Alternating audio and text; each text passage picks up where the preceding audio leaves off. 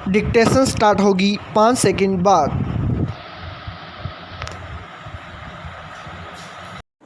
Yes, भारतीय संस्कृति अध्यात्म प्रधान है, जबकि पाश्चात्य संस्कृति को भौतिक प्रधान माना जाता है।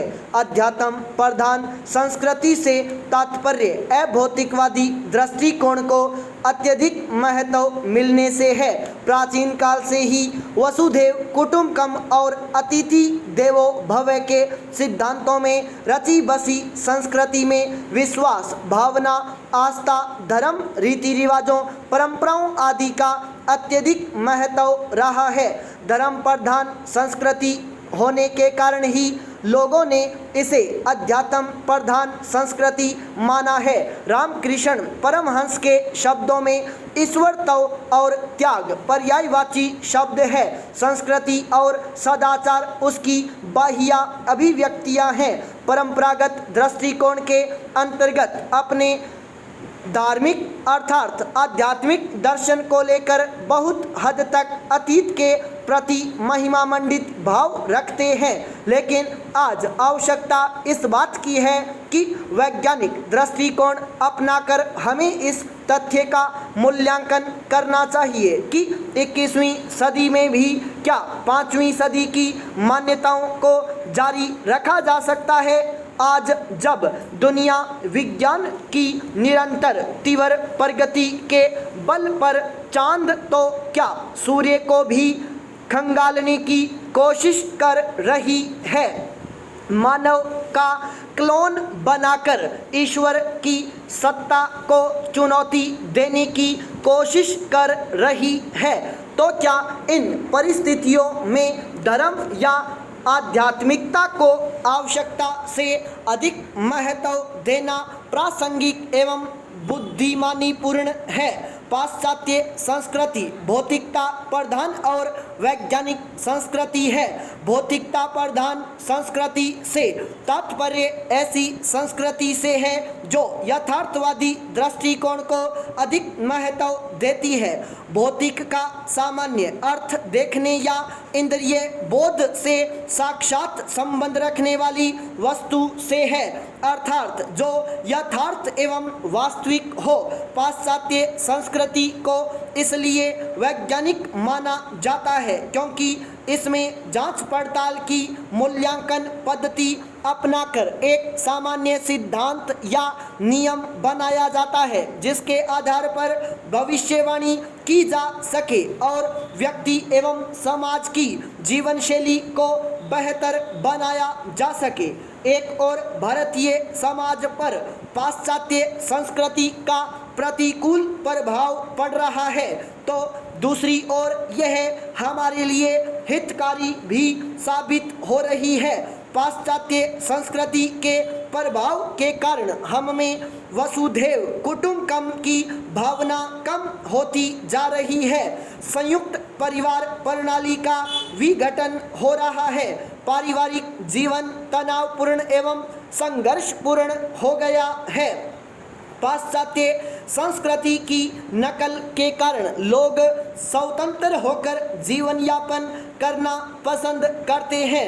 परिणाम स्वरूप वैवाहिक संबंधों में सुदृढ़ता एवं आत्मीयता का अभाव उत्पन्न हो गया है। संयुक्त परिवार में वैवाहिक संबंधों को टूटने से बचाने के लिए जो पारिवारिक पृष्ठभूमि होती है, वर्तमान में एकल या नाभिक परिवारों में उसका प्रभाव है। इस कारण विवाह विच्छेद की समस्या में वृद्धि हुई है।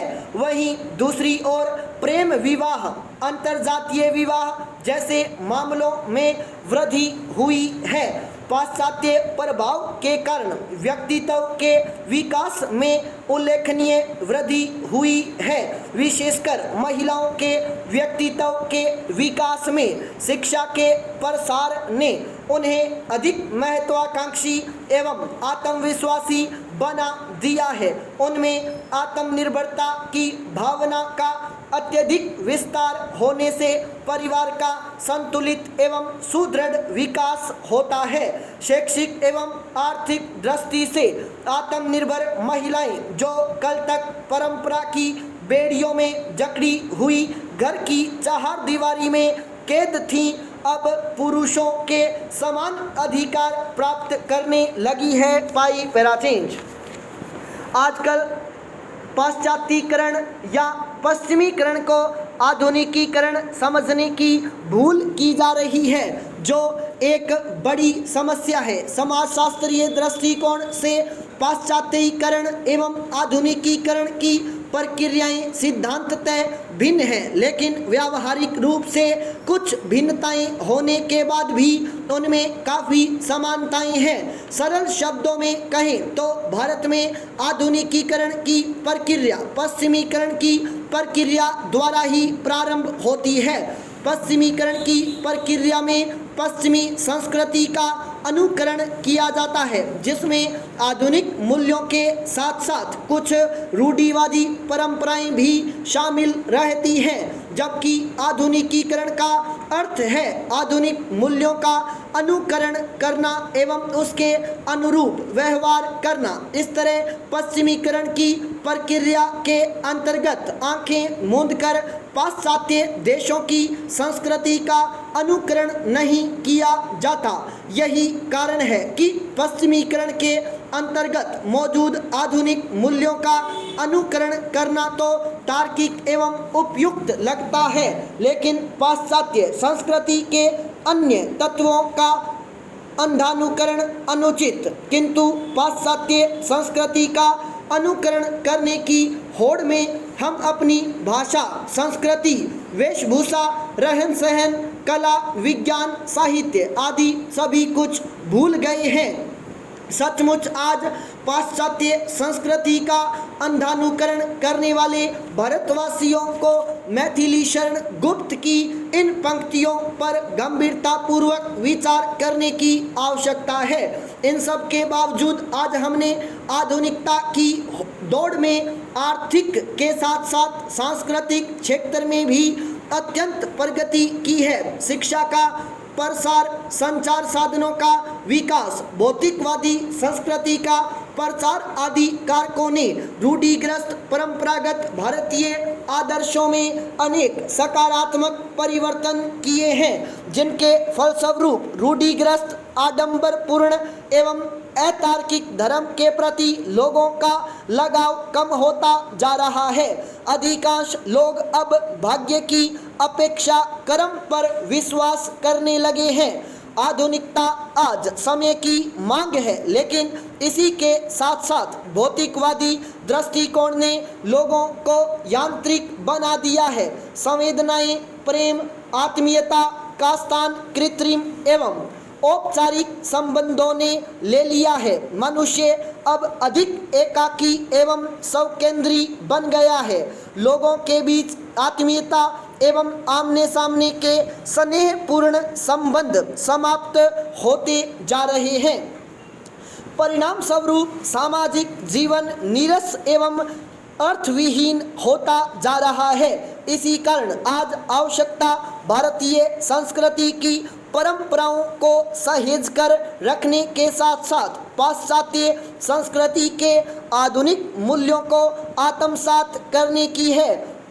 पारंपरिकता आधुनिकता को आधार प्रदान करती है, उसे शुष्क, नीरस एवं बुद्धिविलासी बनने से बचाती है, मानवीय व्यवहार को एक सम्यक अर्थ प्रदान करती है।